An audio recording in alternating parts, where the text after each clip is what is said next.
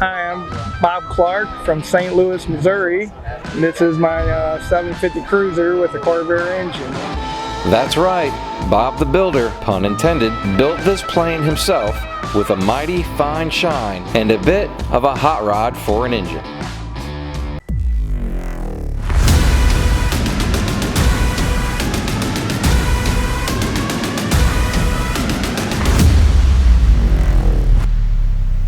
All right, Bob, so we'll go through the details of all this mirror image finish here in a few minutes, but just to start off, what made you choose to build a Cruzer?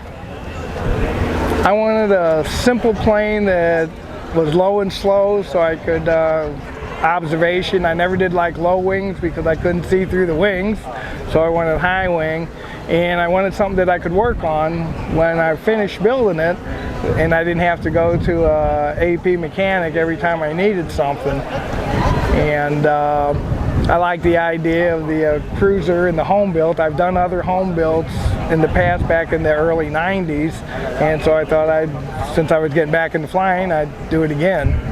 So is this the first, how many have you built prior to this? One other one, an Avid Flyer. An Avid? Avid. Big difference. Yes. Big no difference fabric there. Yeah, big difference in genre of construction. Oh yeah, big difference. Okay, and what did you start out with first in the build as far as the assemblies?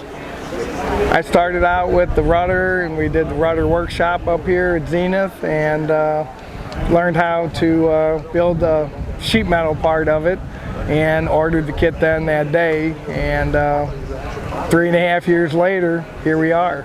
So you start with the tail, and how else did you progress? Did you go into the wings or fuselage after that? I started out with the empennage, made the whole empennage first, tail assembly, did the fuselage, finished that up, and then the wings were the last things I did.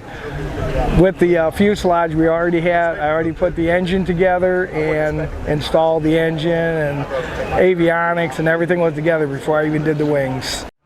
So no beating around the bush. Let's jump right into this mirror image, mirror finish aircraft you did, because you can't miss you as you're taxiing up on the ramp. What made you decide to go the polished route first, and we'll go to the details of how you got to this point.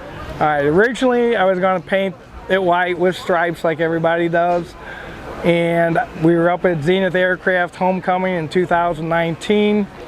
Guy had a 750 Stoll that was totally polished, and I fell in love with it, and I thought, well, maybe I can do that. So I tried polishing a little piece here and a little piece there, and all of a sudden it just escalated, and ended up polishing the entire aircraft. And I'm really glad I did. I won't do it again, but I'm really glad I did, because I just love the look of it. So what did you use? I know there's several different products on the market now to accomplish this, but what did you find worked really good for you guys? I used the Nuvite. It's a 4-step process, and they use it on Airstream trailers a ton, and that's how I learned how to use it, by the videos. You go to YouTube and find all the videos on it, and found out they use it on aircraft a lot. And so we went with the Nuvite process, and it worked out real well. We spoke a little bit off camera at the process of this, and you mentioned that you did the majority of this actually off the airplane. So you could kind of describe your method to getting to such a fine mirror polish? The method I used is I built like the wings, had them all clecoed together. That's the pre-assembly, got them all fit.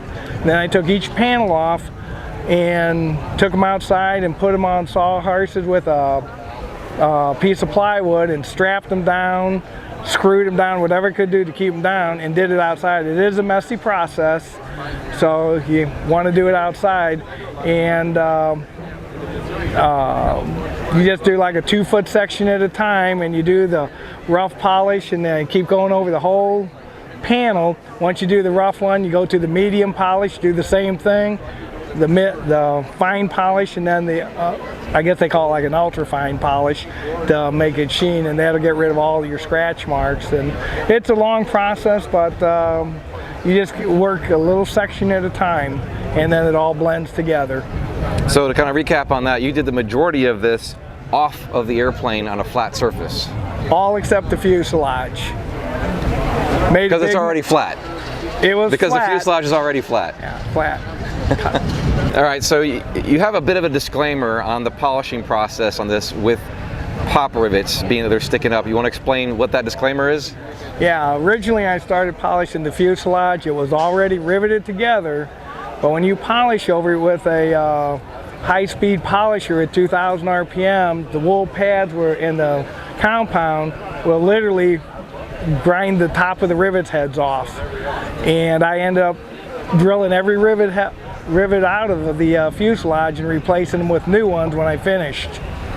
Otherwise, it wasn't going to hold together. And I learned the hard way. That's why the rest of the plane I did it panel by panel, and then when it was polished, riveted it on.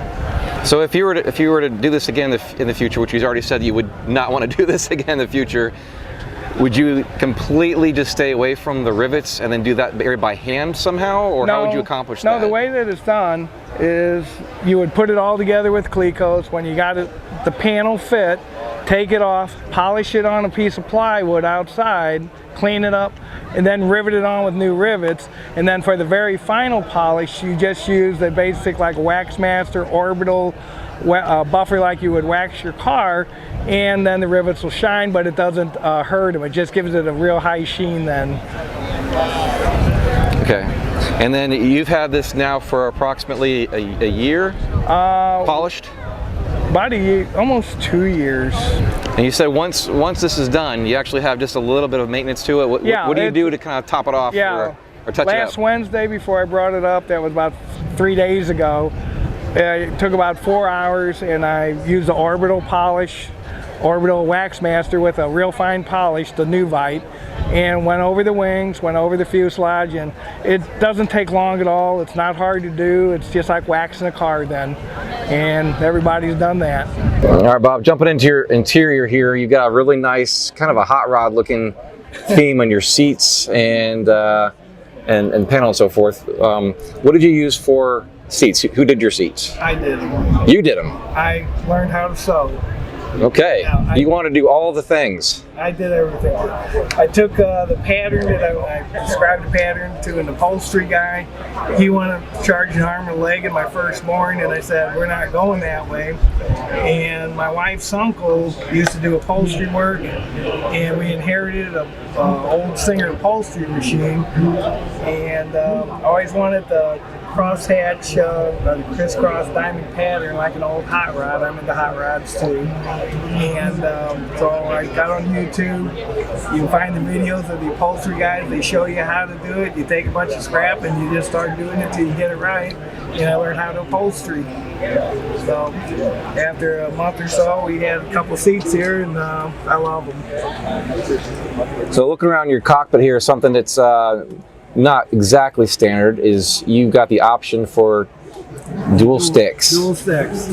Yeah, I learned to fly dual sticks on an aircraft I had in the 90s, and I never did like the a yoke type one like a Cessna or a Piper, but once I learned how to fly with a stick, it was like night and day, and I've been doing it ever since. So when Zenith offered the dual stick option, I said I want it. So I put it in. And then sticking with the kind of hot rod theme, it looks like you got like a black and red going on with your instrument panel, and it's what we call steam gauges in the industry. Yeah, I'm getting a little up there in age. I don't do well with computers or iPads or anything like that. And all the glass cockpit they have today, I don't care to read the bar graphs and everything. And I was used to steam gauges, and I could just look at an altimeter or look at a RPM gauge, just glance at it, just where the needle is. I don't even have to look at the number. I know where I'm at, and it's much easier for me. And I had a lot of the gauges from my old airplane that I salvaged and then added new ones. And all these are automotive gauges as far as the engine compartment. I did put one electronic one in for the EGT, CHTs, and 200 things. Coming up next, Bob opens up the cowl to show us his hot rod Corvair engine installation.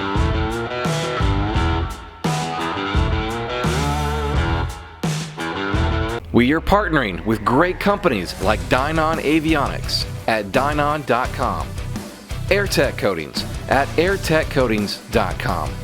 Clemens Insurance at clemensinsurance.net. The Aviators Clinic at aviatorsclinic.com. Diamond Doors at diamonddoors.com. Flying Eyes at flyingeyesoptics.com. Take a moment to go visit their websites at the links found below in the description of this video. And visit our website at experimentalaircraftchannel.com for events, our video library arranged in easy-to-find playlists on specific topics, affiliate products, aviation merchandise, and so much more.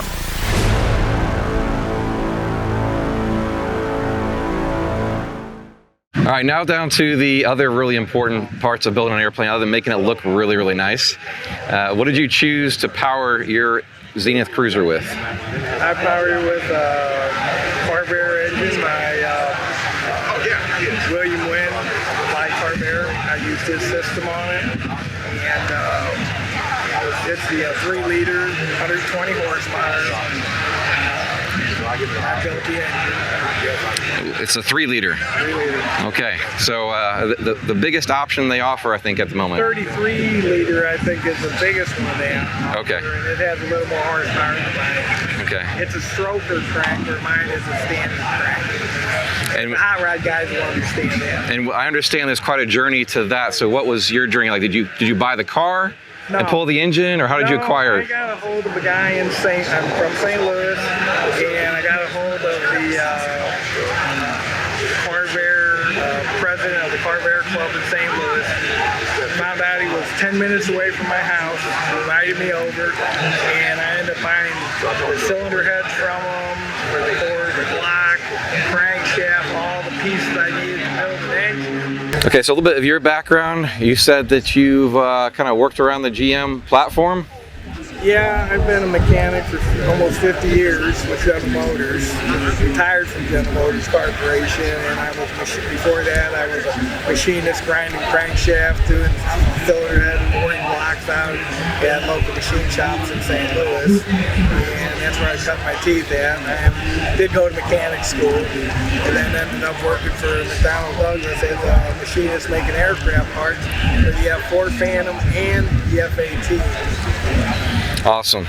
Now going back to the engine for a moment, on this installation, what are you seeing as far as performance numbers now with this 3-liter?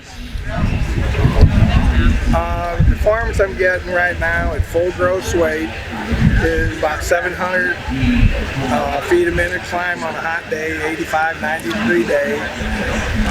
Cruising at about, my cruise speed is about 100 miles an hour to 105 at 2,800 RPM. And I've been advised to repitch my propeller, and I'll even go a little quicker, so we're going to do that for the next annual day. Nice, and what kind of fuel burn are you seeing? Right now the fuel burn at 100 miles an hour, at about 5 to 5.5 gallons an hour, half gas. And if I'm down to 2,500 RPM, which I'm doing about 85 to 90, I'm 4.5 to 5 gallons an hour. Okay, and this being that there's so many off-the-shelf parts for it, was there a lot of stuff that you still had left to customize, or is everything pretty much out of the catalog as you see it? Most of it was off the catalog. There was very little that I had to customize to install it. Everything came from Fly Corvair and Sport Performance Aviation, the baffling, the cowling, everything, and it fit like a glove. That made it easy. Okay, and one of the questions people have a lot for air-cooled engines is keeping them cool. Are you having a good experience with climb out and so forth, and keeping all your numbers? Yeah, as far as cooling, we're right in specs. It gets a little warm when you do a hard climb. You level out, temperatures come right down into the green range, normal range, what they recommend, and had no problems since. It's been doing well. And the big question I like to ask everybody, just to get a good cross section, because everybody builds differently, is what did she weigh in at, empty weight? the empty weight of this aircraft is 904 with the wheel pants on. And originally we started out without the wheel pants, put them on, no problem. And I can put myself in there, which I'm a little over 200 pounds plus. Everybody that's out here, it's not just for pilots. Another Everybody guy is that welcome weighs to be in 200 pounds, the picture. 20 gallons of gas. The only thing you require is a smile on your face in the picture. Technically, you know, 2.5 to 3 hours flight with an hour's reserve.